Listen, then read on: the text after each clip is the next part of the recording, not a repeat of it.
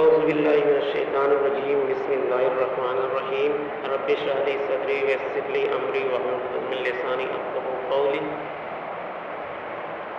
یہ کربلا کا واقعہ کا بیان چل رہا ہے۔ اس میں جو ہے یہاں تک بیان ہو چکا ہے کہ یزید نے جو ہے خط لکھا عبید اللہ بن زیاد کو۔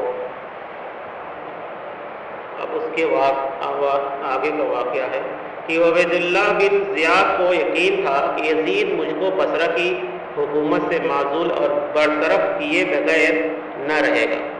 اس کو پڑھ کر وہ حیران رہ گیا، پھر خوش بھی ہوا اور رنجیدہ بھی، کیونکہ اس کے حکم کے پڑھنے سے اس کے دل پر یہ خطرہ بھی پیدا ہوا تھا کہ یزید اس بہانے مجھ کو بصرہ سے نکالنا چاہتا ہے تاکہ ہم نے اس کے حکم کی تعمیل کو مناسب سمجھا اور اپنے بھائی عثمان بن زیاد کو بصرہ میں اپنا قائم مقام مقرر کر کے خود اگلے دن کوفہ کی طرف روانہ ہونے کا عزم کیا۔ یعنی یزید نے لکھا تھا کہ یہ آپ بصرہ کی بھی حکومت سنبھالیے اور کوفہ بھی جائیے۔ اتنے میں منذر بن حارث اس کے پاس دوڑتا ہوا آیا اور کہا کہ حسین بن علی رضی اللہ عنہ کا فرستادہ ایک شخص آیا ہے اور آپ سے چھپا کر خفیہ طور پر لوگوں سے حسین کے لیے بیعت لے رہا ہے۔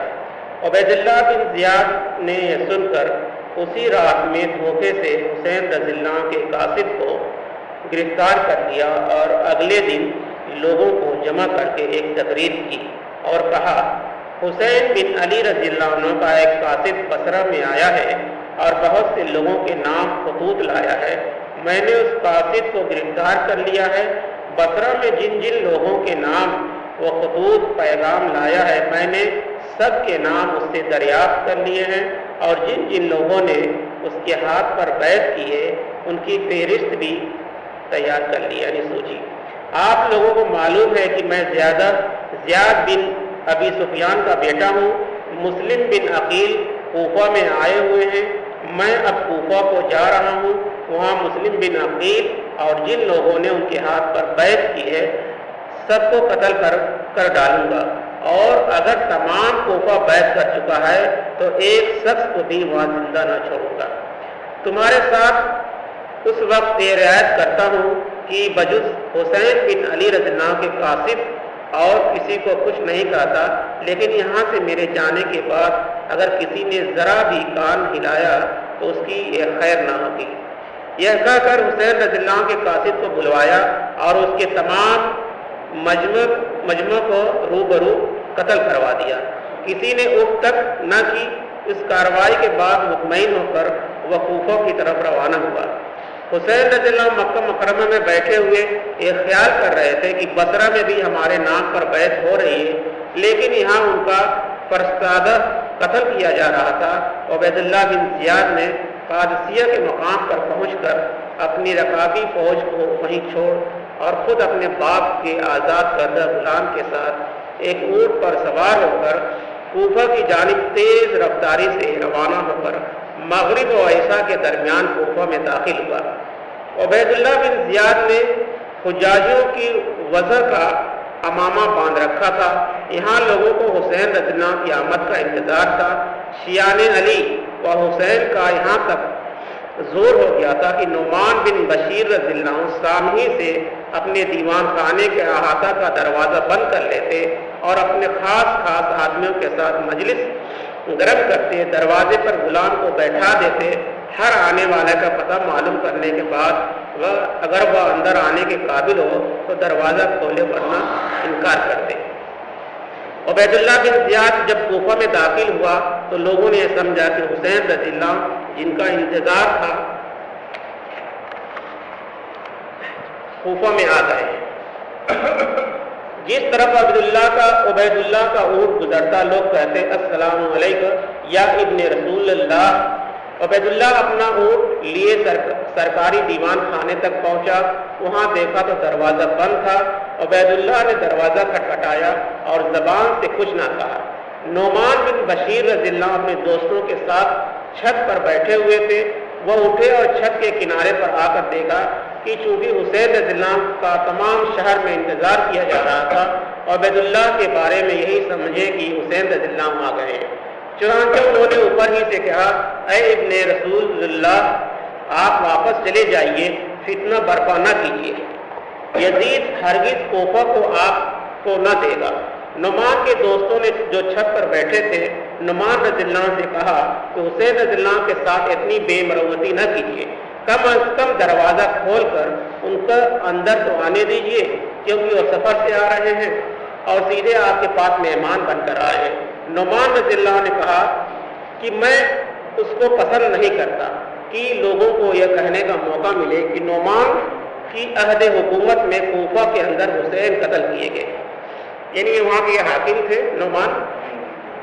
عبید اللہ نے اپنا امامہ اتارا اور کہا کہ کم بخت، دروازہ تو کھول۔ عبید اللہ کی آواز سن کر لوگوں نے اس کو پہچانا اور اپنا امامہ اتار کر کہا، کم بخت، دروازہ تو کھول۔ عبید اللہ کی آواز سن کر لوگوں نے اس کو پہچانا، دروازہ کھولا، سب ادھر ادھر منتشر ہو گئے، یعنی بکھر گئے۔ عبید اللہ اندر داخل ہوا اور تھوڑی ہی دیر کے بعد عبید اللہ کا لشکر کوفہ میں داخل ہونا شروع ہوا، جس کو پیچھے چھوڑ آیا تھا۔ اسی وقت مسلم بن عقیل کو خبر پہنچی کہ ابن زیاد لشکر کے ساتھ آ گیا ہے، اور جس مکان میں مقیم تھے یعنی ٹھہرے ہوئے تھے، لوگوں کو عام طور پر اس کا علم تھا، اسے چھوڑ دیا اور حانی بن عروہ کے مکان میں جا کر اپنا پناہ گزین ہوئے، یعنی وہاں پہ ٹھہرے۔ اس وقت تک مسلم کے ہاتھ پر بیعت ہونے والوں کی تعداد کوفہ میں 18,000 تک پہنچ چکی تھی۔ عبید اللہ بن زیاد نے اگلے دن صبح کو مجمع عام کے روبرو تقریر کی اور یزید کا حکم نامہ جو اس کے پاس بصرہ میں پہنچا تھا سنایا۔ عبید اللہ نے کہا، تم لوگ میرے باپ زیاد بن ابی سفیان کو خوب جانتے ہو اور تم کو معلوم ہے کہ وہ کس قسم کی سیاست برتنے کی عادی تھے۔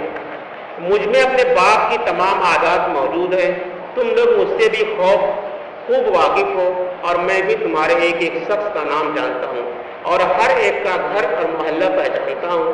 مجھ سے تم کوئی چیز چھپا نہیں سکتے۔ میں یہ نہیں چاہتا کہ کوفہ میں خود خون کے دریا بہاؤں اور تم کو قتل کروں۔ مجھ کو معلوم ہے کہ تم نے حسین بن علی رضی اللہ عنہ کے لیے مسلم بن عقیل کے ہاتھ پر بیعت کر لی ہے۔ یہ حسین رضی اللہ عنہ قاتل تھے، مسلم بن عقیل ان کے چچا زاد بھائی تھے۔ میں نے تم سب کو امان دیتا ہوں اس شرط پر کہ تم اس بیعت سے رجوع کر لو اور جو شخص بغاوت پر آمادہ ہے اس کو کوئی شخص اپنے مکان میں پناہ نہ دے، ورنہ ہر ایک پناہ ہندہ کو اسی کے دروازے پر قتل کیا جائے گا۔ یعنی جو لوگ بیعت کا انکار کریں گے یزید کے، ان کو قتل کر دیا جائے گا۔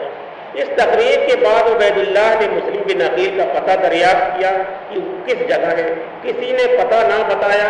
آخر عبید اللہ کو اپنے جاسوسوں کے ذریعے سے معلوم ہوا کہ وہ حانی بن عروہ کے مکان میں چھپے ہوئے ہیں۔ عبید اللہ نے موکل نامی ایک شخص کو جو تمیم کے آزاد کردہ غلاموں میں سے تھا، اس کو کوفہ میں کوئی بھی نہیں پہچانتا تھا، بلا کر تنہائی میں 3,000 درہم کی ایک تھیلی دی اور کہا کہ فلاں محلے میں حانی بن عروہ کے مکان پر جاؤ، جب حانی بن عروہ سے ملاقات ہو جائے تو اس سے کہو کہ مجھ کو آپ سے تنہائی میں کچھ کہنا ہے۔ جب تنہائی میں پہنچو تو حانی سے کہو کہ مجھ کو بصرہ کے فلاں شخصوں نے بھیجا ہے اور 3,000 درہم دیے ہیں کہ کوفہ میں جا کر مسلم بن عقیل کے پاس پہنچا دو اور ان سے کہو کہ ہمارے پاس مکہ سے حسین رضی اللہ عنہ کا خط آیا ہے، انہوں نے ہم کو لکھا ہے کہ تم فلاں تاریخ کو کوفہ پہنچ جاؤ۔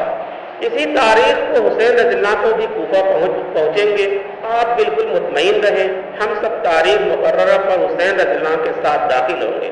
یہ 3,000 درہم اپنی ضروریات میں صرف کرو اور ہماری طرف سے بطور ہدیہ قبول کرو، لہذا آپ مجھ کو مسلم بن عقیل کے پاس پہنچا دیجئے تاکہ میں تمام پیغامات اور روپیہ ان کی خدمت میں پہنچا دوں اور فوراً کوفہ سے چلا جاؤں، کیونکہ عبید اللہ بن زیاد آ گیا ہے اور مجھ کو پہچانتا ہے، ایسا نہ ہو کہ میں گرفتار ہو جاؤں۔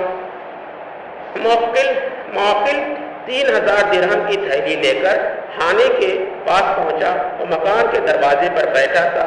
موکل کی باتیں سن کر فوراً مسلم بن عقیل کے پاس لے گیا، یعنی ایک دھوکہ والی سازش ہو گئی۔ مسلم بن عقیل نے خوش ہو کر وہ تھیلی لے لی اور اپنے پیغامات سن کر موکل کو رخصت کر دیا۔ موکل وہاں سے چل کر سیدھا عبید اللہ کے پاس پہنچا اور کہا کہ میں تھیلی مسلم بن عقیل کو دے آیا ہوں اور خود ان سے بات کی ہے، وہ حانی کے مکان میں موجود ہیں۔ اور عبید اللہ بن زیاد نے حانی بن عروہ کو بلا کر پوچھا کہ مسلم کہاں ہے؟ حانی نے لا علمی کی بیان کی۔ عبید اللہ نے موکل کو بلا کر سب کے سامنے اس کا بیان سنوایا۔ حانی شرمندہ ہو کر کہنے لگا، ہاں میرے پاس مسلم بن عقیل پناہ گزین ہے، لیکن میں اپنی یہ بے عزتی برداشت نہیں کر سکتا کہ اب ان کو آپ کے سپرد کر دوں۔ عبید اللہ نے حانی کو وہیں گرفتار کر لیا۔ شہر میں ایک خبر مشہور ہوئی کہ حانی کو عبید اللہ نے قتل کر دیا۔ حانی بن عروہ کے گھر کی عورتیں یہ سن کر رونے لگی۔ مسلم بن عقیل نے جب یہ صورت دیکھی تو وہ ضبط نہ کر سکے، نہیں برداشت نہ کر سکے، فوراً شمشیر بدست یعنی تلوار کے ساتھ حانی کے گھر سے نکل کر ان لوگوں کو آواز دی جنہوں نے مسلم کے ہاتھ پر بیعت کی تھی۔ 18,000 میں سے صرف 4,000 آدمی ان کے پاس جمع ہوئے، یعنی 14,000 پیچھے ہٹ گئے۔ مسلم نے باقیوں کو بھی بلایا، لیکن ہر ایک نے یہ جواب دیا کہ ہم سے تو بیعت کے وقت یہ اقرار کر لیا گیا ہے کہ جب تک حسین رضی اللہ نہ آ جائیں کسی سے جنگ نہ کریں گے، ان کے آنے تک آپ کو بھی صبر کرنا چاہیے۔ مسلم بن عقیل چونکہ اب باہر آ چکے تھے لہذا دوبارہ نہیں چھپ سکتے تھے۔ انہوں نے 4,000 آدمیوں کو لے کر مسلم بن عقیل نے عبید اللہ بن زیاد کا محاصرہ کیا، یعنی گھیر لیا۔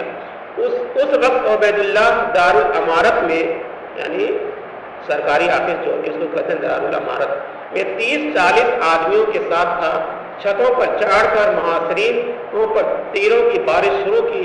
مسلم کے ہمراہیوں کو ان کے رشتہ داروں اور دوستوں نے آ کر سمجھانا شروع کیا کہ آپ کی اپنے آپ کو کیوں ہلاکت میں ڈالتے ہیں۔ غرض رفتہ رفتہ سب جدا ہو گئے اور مسلم بن عقیل کے ساتھ صرف 30 یا 40 آدمی رہ گئے۔ تو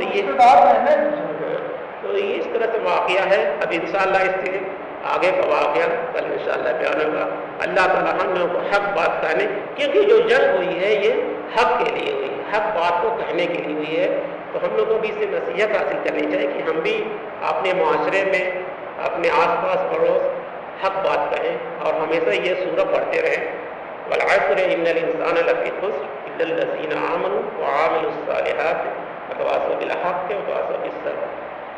آپ صلی اللہ علیہ وسلم جو صحابہ تھے رضی اللہ عنہ، ان کا معمول تھا جب کوئی مجلس ہوتی تو آخر میں دعا ضرور پڑھتے، تو ہم کو بھی یہ دعا پڑھنا چاہیے۔ اللہ تعالیٰ ہم سب کو ہدایت دے اور حق بات کرنے کی توفیق عطا فرمائے، آمین ثم آمین۔